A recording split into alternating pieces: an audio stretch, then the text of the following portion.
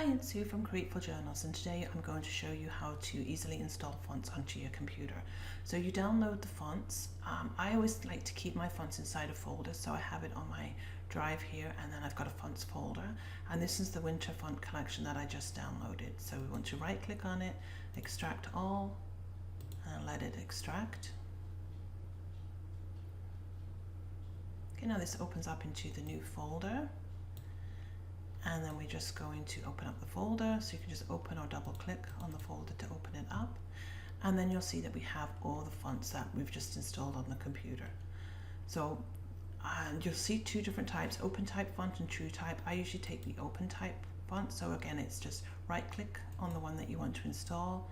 So you have a blue and yellow shield install for all users, you click on that. Okay, and it's already telling me it's installed. I'll just say yes to replace it. And then we'll just do it again on this one here. So install for all users.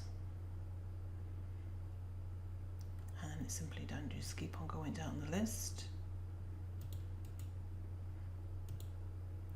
And then you just install all the different fonts that you want. If you wanted to install everything, you can just select all from the top of the menu. It will select everything, but I usually just do the OpenType fonts myself.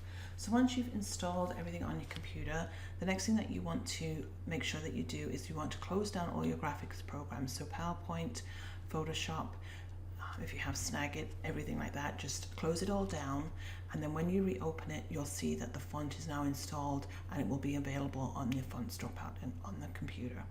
So hopefully that helps, and if you have any other questions, just let me know. Thank you.